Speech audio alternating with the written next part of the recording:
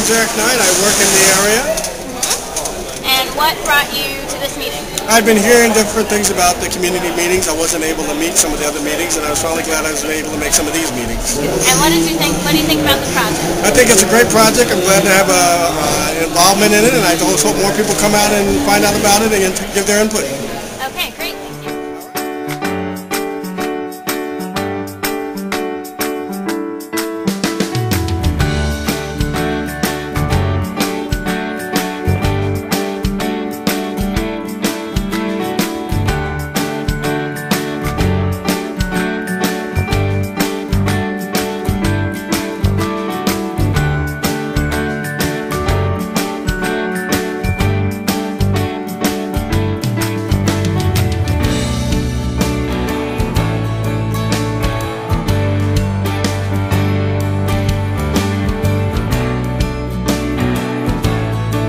Okay.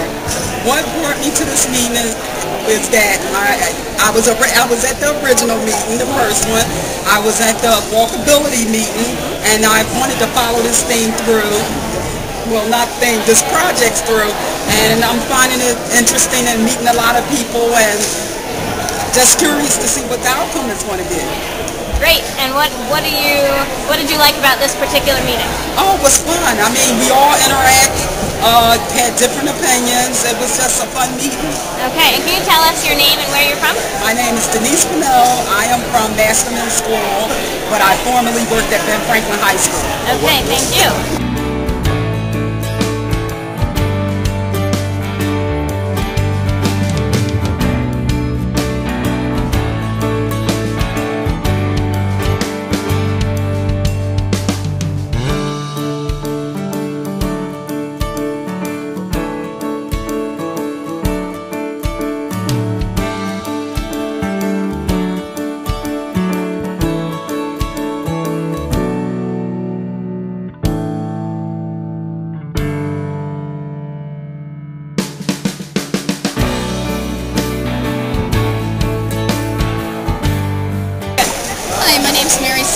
And I came today because it's just intriguing to hear Philadelphia getting it together and doing something with Spring Garden Street. I've always been intrigued by the name Spring Garden Street, and you know, there's never been any kind of spring gardens that I can see here, and I knew that something had to be behind the name. So you know, I'm really happy to see something going on, and especially because it's going to be on the East Coast Greenway. I really think this is very important to have a connection between the Schuylkill and the Delaware. It's just amazing. Okay, for 5 minutes again, Scott will do very good summary, and then we'll have a quick closing statement. Yeah, that was great. I actually would love to celebrate the spring. Can we do that now? Can we just skip the next few months? Okay. So what we were doing in the back, Mindy and I were practicing our speed reading abilities, and in some cases, some of you facilitators are writing in hieroglyphics. So there's also a little bit of interpretation. But what we were trying to do was summarize at least the first 4 scenarios. We couldn't get to the 5th one.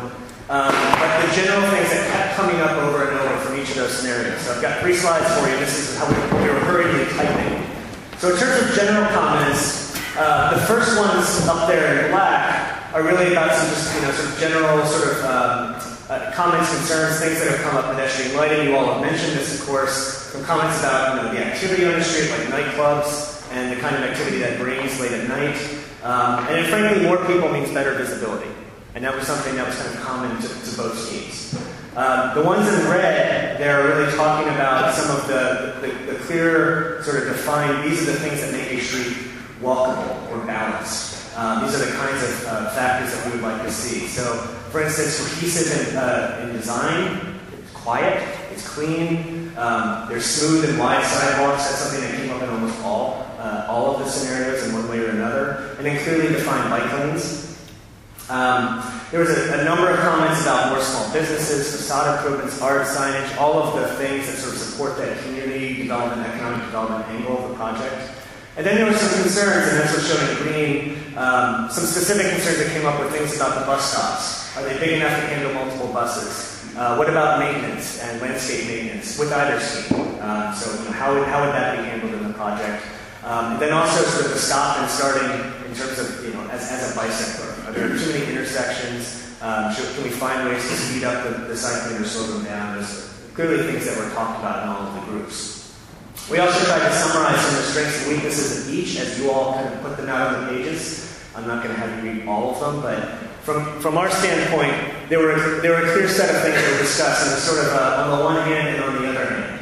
Right? So on the curbside option, a lot of the pages that we were looking at said on the one hand, the curbside option seems easier, it seems more intuitive, people might get it, it's closer to businesses. But on the other hand, it's a little bit harder to pick up and drop off at those businesses, for instance. It doesn't have quite the impact of the median option. Will it have that sort of visible attractiveness that you would see in Main Street, the distinctive kind of street we hope it is? Some of the intersections may be confusing. So those are some of the kind of either or on the curbside options. On the median options, there was a lot of discussion about that it could be lush, fun, attractive, distinctive, all of the things I think that we're looking for. But then there were also concerns sort of on the other hand, are we missing the businesses on the side of the streets?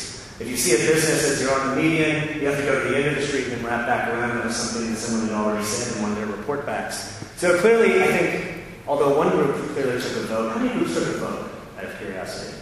Ooh, a lot of you. While some of you took votes, it seems that there's pretty good discussion across both of them. There's merits in both of these options, and there's lots of design challenges to take on. And that's some of what we tried to also capture. These at the bottom here were design options that applied to both and came up frequently.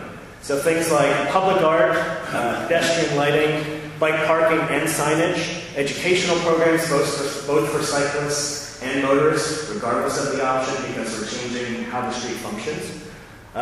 Also some comments about making sure that those that are hearing and vision impaired are welcome on the street, as well as the elderly and others, all ages, all age groups.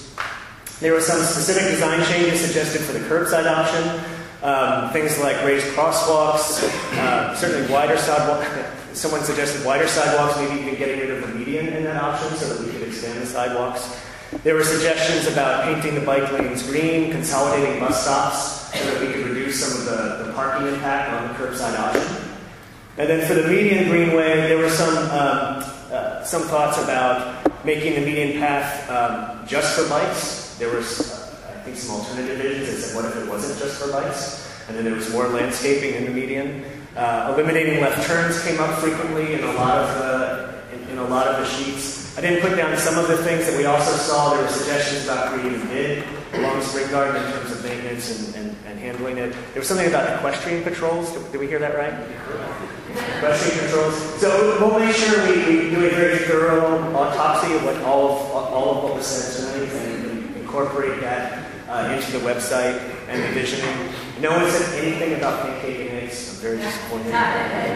So there's a quick and dirty summary of what you had said. You all have toughed it out through a very long meeting, and we really do appreciate it. Spencer, you want to closing remarks? Yeah. So 2 more minutes. So where do we go from here? So the design team, led by Doug, is going to be working on these issues. We're going to look at these very closely. We'll be providing updates on the website. So go to springgardenstreetgreenway.com. We're also planning to have a newsletter, and as we seek the funding, hopefully we'll keep having these public meetings. The next public meeting is confirmed, and will be scheduled for sometime late April or May, and that's when we hope to bring back the final conceptual design. We're hoping to meet with folks from the city and other government agencies in January and February, and try to see which one of these options we will take forward. So that's what's next. Yes? Quick question, Spencer. Yes. So if we have had thoughts at our table that didn't really come up here, can we go online and put them in on the website? Please do. So there's multiple ways. I actually should put the slide up. You can email us. You can go on the website. There's multiple ways. You can give us your feedback and ask your friends and family to give us your feedback. We are listening very closely. So we want to hear from you.